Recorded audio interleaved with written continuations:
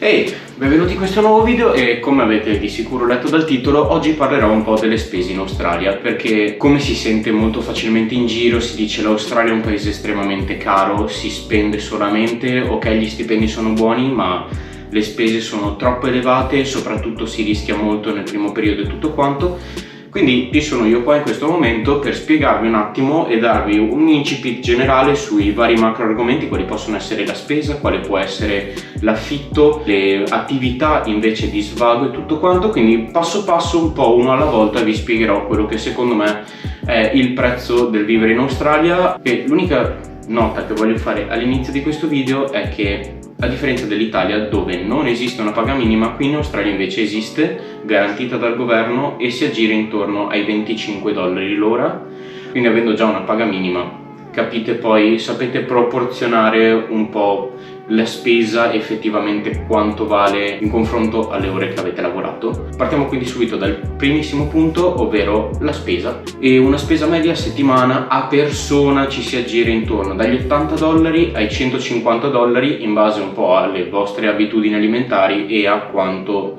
volete anche spendere e alla qualità dei prodotti anche che volete prendere. Ovviamente carni scelte vanno a costare di più, mentre se magari andate a mangiare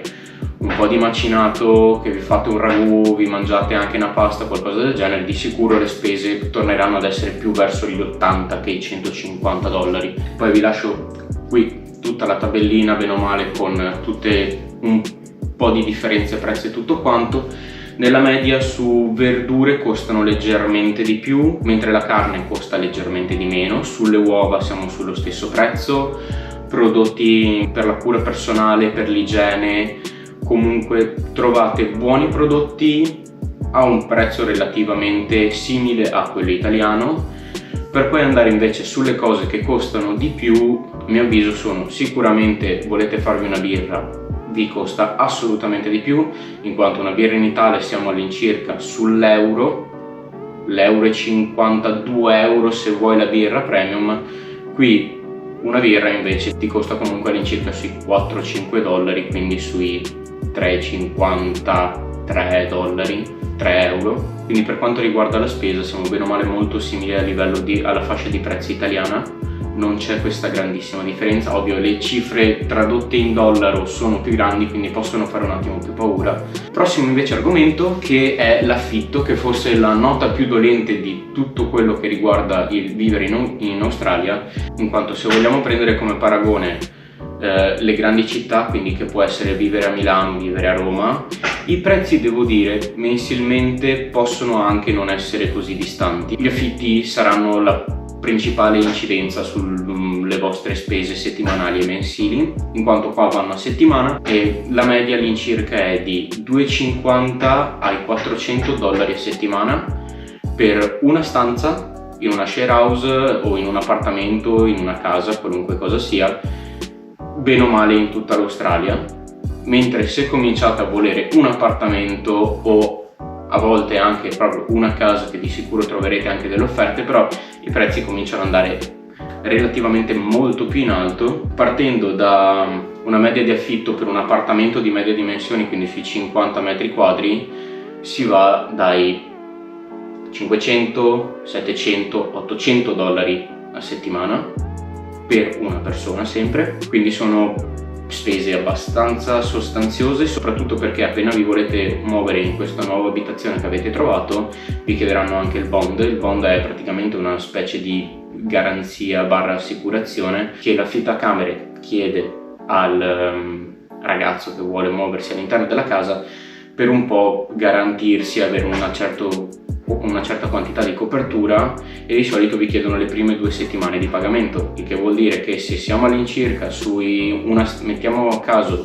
una stanza singola, siamo a mettiamo 300 per una stanza singola, cioè avete un lusso a 300 per 4 sono 1200 dollari solo così di botta, solo per muoversi in una casa. Quindi sono spese che non vanno sottovalutate, quindi pensateci un attimo prima. A proposito di questo, vi lascio linkato qui sopra la playlist dove cerco di raccogliere un po' i pensieri e le mie esperienze e i consigli che posso darvi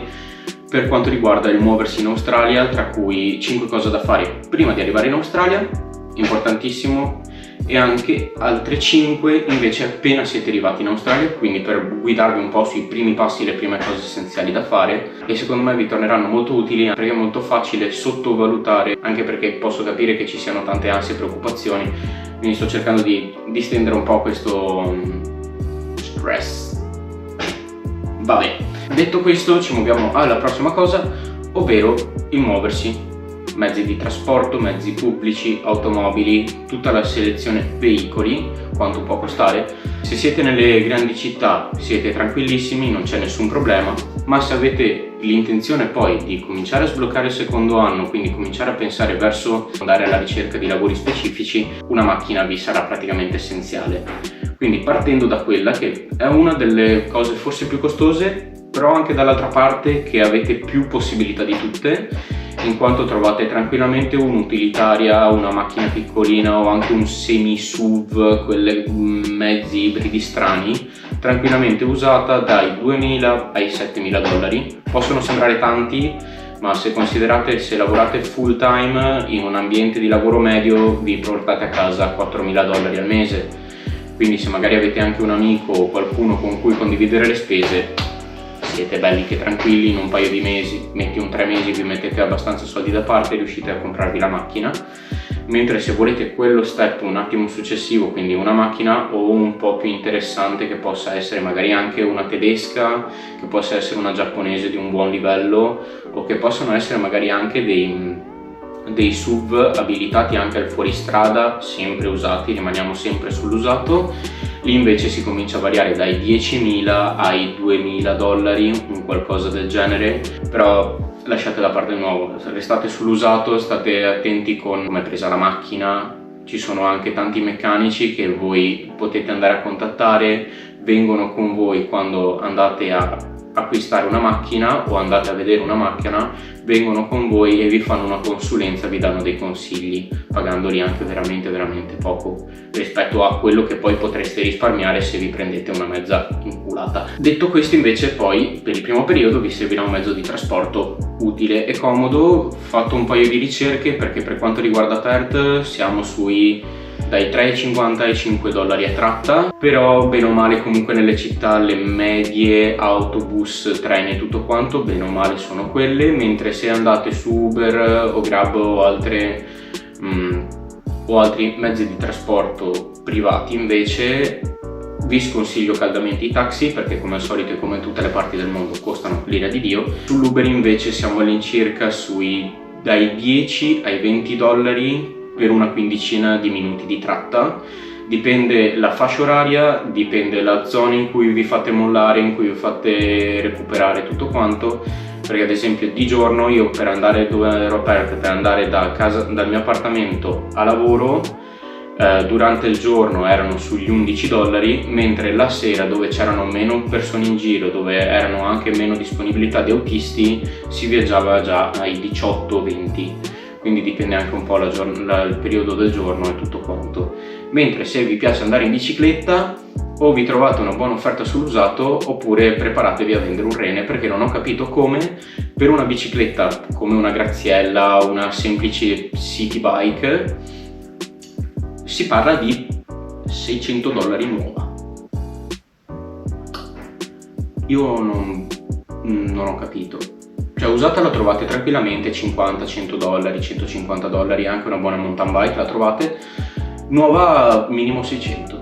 Io il primo periodo ho detto sì, mi prendo la bicicletta, vado in giro, vado di qua, vado di là, mi sono arreso istantaneamente, no? Detto questo, invece, appunto sul fatto di andare in giro abbiamo un po' la parte un po' più svago adesso, stiamo un po' più rilassati e andiamo a spendere nei ristoranti, perché andare a mangiare nei ristoranti, a meno che non andate da KFC, da McDonald's, tutte le catene grosse di fast food dove di sicuro vi costa di meno. Se invece volete andare fuori, mangiarvi una buona pizza, che di sicuro qualche ristorante italiano è tappezzato in giro dappertutto, è ultra pieno, quindi qualche pizza la trovate. Una buona pizza fatta bene parte almeno dai 35 dollari. Vuoi mangiarti un filetto di pesce con un po' di contorno, qualcosa buono, Si parte dai 35, si arriva anche ai 50, dipende un po' la zona, dipende un po' la pezzatura del pesce e la qualità, però almeno quello. Un buon filetto di carne, una buona tagliata, un buon roast beef, 45-50 anche lì, andando anche in su se invece si parla di filetto. Il prezzo di mangiare fuori è un po' però anche correlato, come dicevo prima, dalla paga minima, mentre se dall'altra parte volete andare un po' per fare un aperitivo, andare a bere una birra e tutto quanto fuori, anche i prezzi della birra sono leggermente più alti, ma non sono troppo fuori dalla norma italiana, anche perché in Italia adesso se vai in birreria e ti prendi una buona birra, bene o male viaggi dai 7-8 euro comunque. Dipende un po' la zona, dipende un po' il posto, ma quello è la cifra circa, che tradotti in dollari è bene o male quanto vai a pagare fuori per una birra qua. Per poi andare invece sull'aspetto svago e divertimento all'aria aperta, se vi piacciono gli sport, per la stragrande maggioranza degli sport non dovete preoccuparvi praticamente di nulla, perché è ultra tappezzato di campetti all'aria aperta completamente gratuiti e mantenuti dal comune. Vuoi fare tennis, vuoi fare basket, vuoi fare calcio, puoi andare a farti una corsa in un campo di atletica, è pieno e sono completamente gratuiti. Ovvio poi ci sono anche quelli privati a pagamento che sono di sicuro tenuti anche un attimino meglio, però avete comunque l'opportunità del gratis. Mentre se volete andare in piscina a farvi una nuotata sono dai 6 agli 8 dollari, bassissimo. Se invece volete andare in palestra, tenervi in attività, fare un po' di fisico e tutto quanto, lì invece si parla da una media dai 60 ai 150 dollari al mese, però non a settimana, cosa che la trovo assolutamente fantastica perché costa veramente poco. Le palestre in genere sono molto attrezzate e ci sono tantissime palestre aperte 24 ore su 24, quindi anche disponibili ad ogni vostra esigenza e preciso momento del giorno in cui volete andare. Quindi secondo me, facendo un recap generale di tutto quanto, allora di sicuro ci sono cose che costano di più, però ci sono anche cose che costano di meno, cose che valgono di più, cose che valgono di meno. L'unica cosa che è un po' una mattonata è un po' l'affitto, perché comunque costicchia, però ripeto, se fate il paragone col centro di Milano che andate a pagare 800 euro al mese un affitto, che è un monolocale dove tiri una testata se vuoi solo andare verso il bagno, ecco, non la vedo così male.